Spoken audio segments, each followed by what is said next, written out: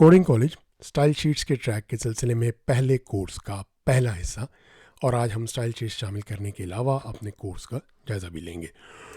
पिछली मरतबा हमने बात की थी कि स्टाइल शीट जो है वो HTML की निस्बत एक बहुत बड़ा मौजू है और उस सारे को एक ही कोर्स के अंदर जो है वो समेटना ज़रा मुश्किल है। उसमें हमें प्रोग्रेस ट्रैक करने में भी मुश्किल होगी कि हम कहाँ तक पहुँचे हैं। तो हमने उसको 6-7 फंक्शनल को जो है एस्पेक्ट्स में डिवाइड कर दिया कि ये लेआउट के बारे में, ये पोजीशनिंग के बारे में, ये एनिमेशंस के बारे में, इस तरह से हम उसको डिवाइड करेंगे।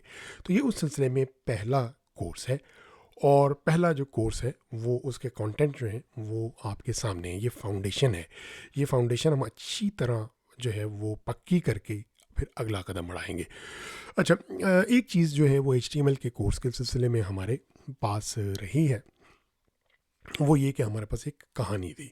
और वो कहानी ये थी कि HTML क्या है कि प्रिंटेड पेज के ऊपर आपके पास वो हाइलाइटर आपने देखे होंगे, तो आप हाइलाइटर नीला, गुलाबी, पीला वगैरह पेज के सफ़ों को मार्क करते जाते हैं कि ये इंपॉर्टेंट बात है, इसको इधर से नीला कर दिया, इसको गुलाबी कर दिया। तो हमने कहा था कि मार्कअप यही काम है कि टैग्स के दरमियान हम कंटेंट मार्क करते चले जाते हैं। इतनी सी बात है।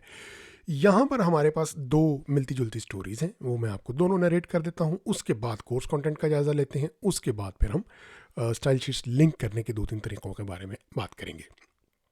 तो पहली कहानी हमारी ये है कि आप क्यों समझ सकते हैं कि हमारे पास एक बड़ा हॉल है जिसमें 100-150 लोग बैठे हुए हैं, मर्द, औरत, बच्चे, बूढ़े, और हम मेकअप आर्टिस्ट हैं, कोई फिल्म का सेट है, कुछ भी है, और हमने जो है उन लोगों को तैयार करना है। किसी को जीन्स, किसी को कुर्ता, और किसी को जो है वो बालों में जेल लगानी है, किसी को लाइट मेकअप करना है, कुछ करना है। तो इस तरह से यानी हमने उनको ब्यूटीफाई करना है।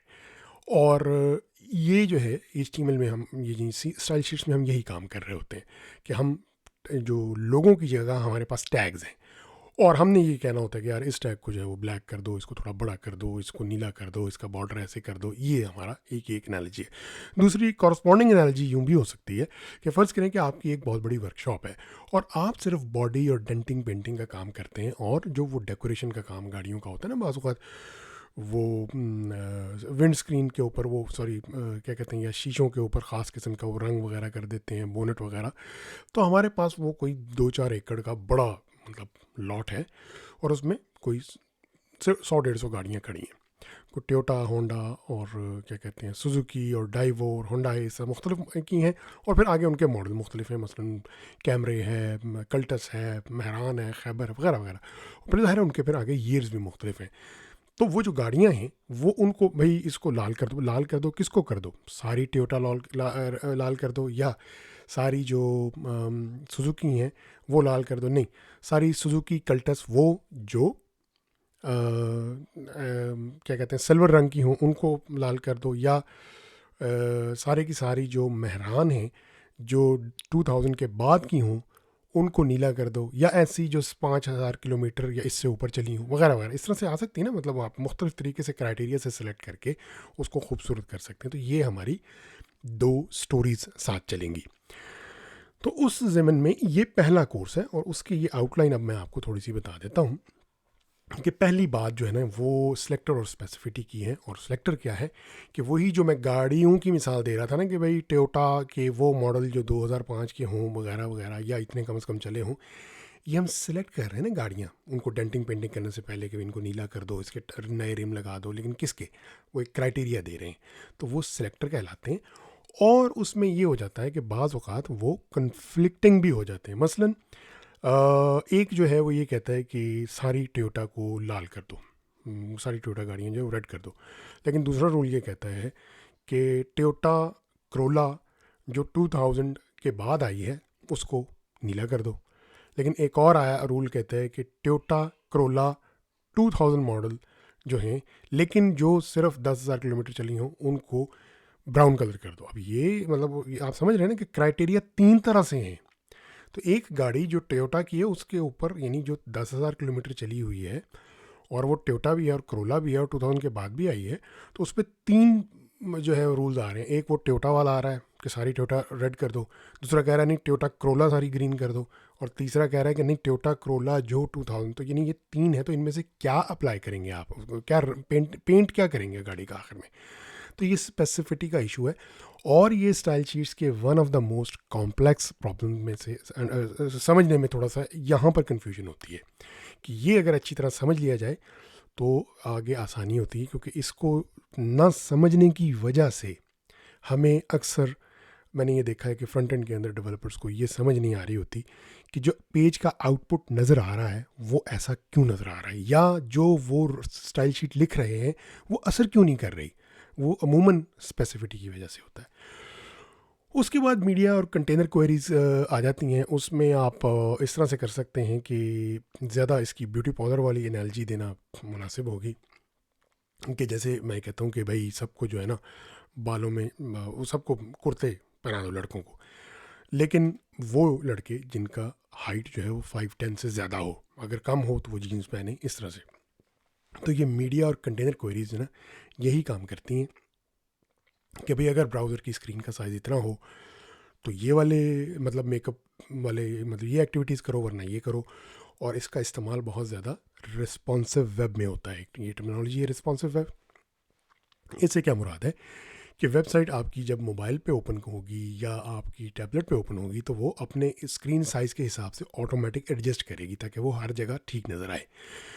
अच्छा, उसके बाद तीसरा जो है ना स्टाइल शीट यूनिट्स, ये भी एक अहम टॉपिक है। यूनिट्स यूजली तो सादा है। मिसाल के तौर पे अगर हम मेकअप की मिसाल लें तो हम उसमें कह सकते हैं कि अच्छा जी इनके जो है ना लड़कों के बाल जो हैं वो 3-3 इंच काट दो, ठीक हो गया, या 2-2 मिलीमीटर काट दो। ये तो यूनिट हो गया ना, ये तो स्ट्रेट फॉरवर्ड बात होगी। लेकिन जो रिलेटिव यूनिट्स है ना वो भी एक चीज़ है। रिलेटिव क्या है कि जब वो किसी का हवाला दे रहे हो, जैसे वो कह रहे हो कि जी वो तेरे नाम में वो जो राधे भाई सलमान खान के जो जितने बाल थे वो उतने कर दो या उसके आधे कर दो वगैरह वगैरह, तो वहाँ पेचीदगी शुरू हो जाती है।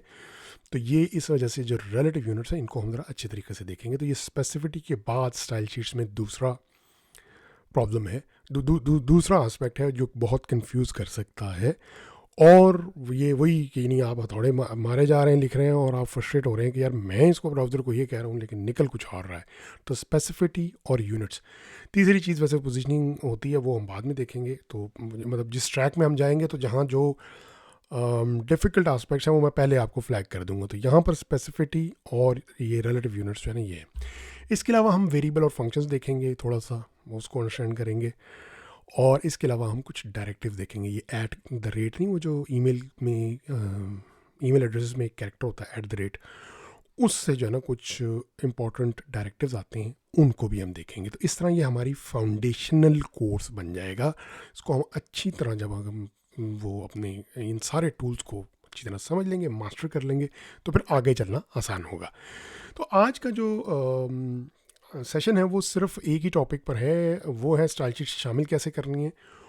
और ये हमने HTML में भी टच किया था, और अगर इसमें से टाइम बचा तो फिर हम एलिमेंट्री पर थोड़ी सी बात करेंगे। स्टाइल शीट ज़ाहिर है HTML में हम देख चुके हैं कि 3 तरह से शामिल होती हैं।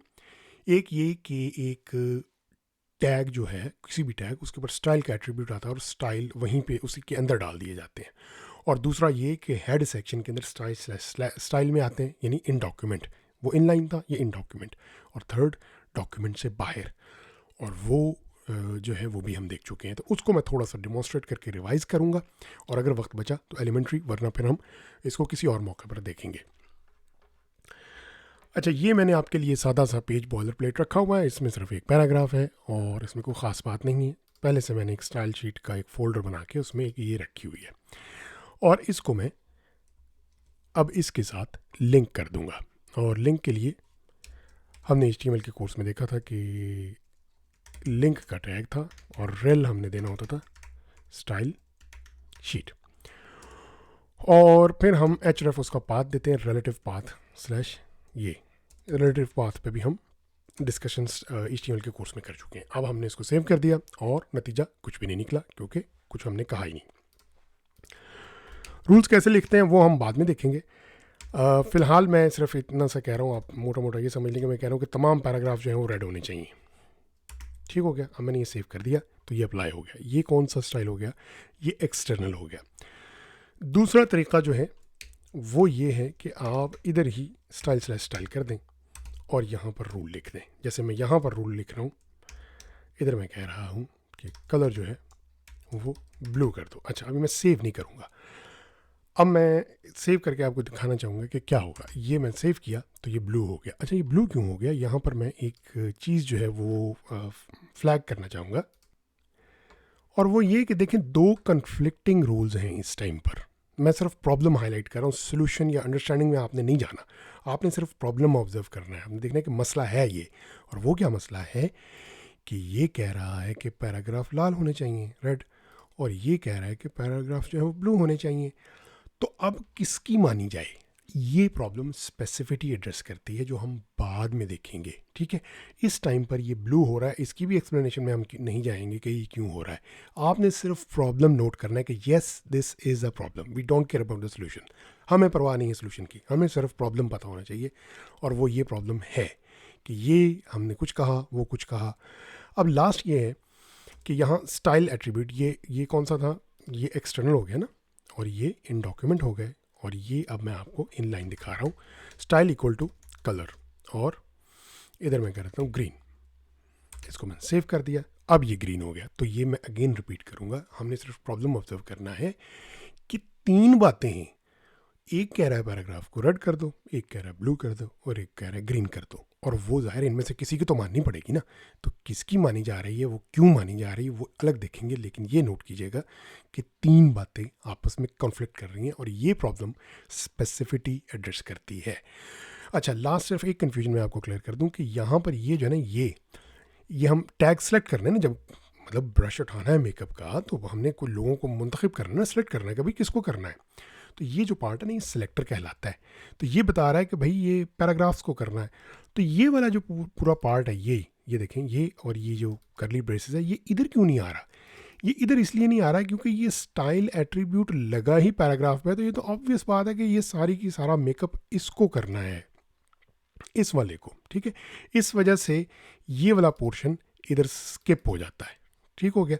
तो ये सिर्फ एक छोटी सी नोट था कि इनलाइन स्टाइल के अंदर सेंटेक्स का फ़र्क क्यों आ रहा है। ये सेंटेक्स अगले हम डिटेल से देखेंगे, ये आपने घबराना नहीं है। अभी आपने सिर्फ ये देखना है, रिवाइज मैं कर रहा हूँ कि external style sheets, internal style sheets, ये एक्सटर्नल, इंटरनल और इनलाइन, ये तीन तरीके हैं। और अब इसके बाद आखिरी बात ये कि इन तीनों में से बेहतर कौन सा है, मैं उसकी थोड़ी सी आपको मिसाल देता हूँ। फ़र्ज़ करें कि इसमें कोई 50 पैराग्राफ हों, और ये सब में ये वाला हम इस्तेमाल कर रहे हैं, ये वाला स्टाइल, यानी कि स्टाइल एट्रीब्यूट। तो प्रॉब्लम, और इस तरह के कोई हमारे 100 पेजेस हों। अच्छा खैर, अभी एक पेज पे ही रखते हैं। तो अगर मुझे कलर ग्रीन से रेड करना हो तो मुझे 100 के 100 पैराग्राफ एडिट करने पड़ेंगे। बनिस्बत इसके अगर मैंने उसको यहाँ पर लिखा होता इस तरह से, तो मैं सिर्फ इस एक जगह चेंज करता और वो 100 के 100 पैराग्राफ चेंज हो जाएंगे। ठीक हो गया। तो ये, या मतलब 15-20, यूजली 15-20 पैराग्राफ अगर आप कर लें तो वो चेंज करना आसानी होती। अच्छा, अब एक फ़र्ज़ करें कि इस तरह की फ़ाइलें भी अगर 100 हों और हर फाइल में 15-15 पैराग्राफ हों, तो उनमें फिर मुझे, अगर ये वाला सिर्फ मैं यूज़ कर रहा हूँ, तो इसका डाउन साइड ये है कि अगरचे ये एक डॉक्यूमेंट के अंदर तो इसको एक ही जगह चेंज करना पड़ेगा, लेकिन फ़ाइलें 100 चेंज करनी पड़ेंगी। मगर एक्सटर्नल का फ़ायदा ये है कि फ़ाइल चूँकि बाहर रखी हुई है, तो मैं सिर्फ यहाँ चेंज करूँगा, वो जितनी 100, 150, 200 फाइलें हैं और उनके अंदर जितने पैराग्राफ हैं, सिर्फ इस एक जगह छेड़ने से पूरी लुक एंड फील वेबसाइट की चेंज हो जाएगी।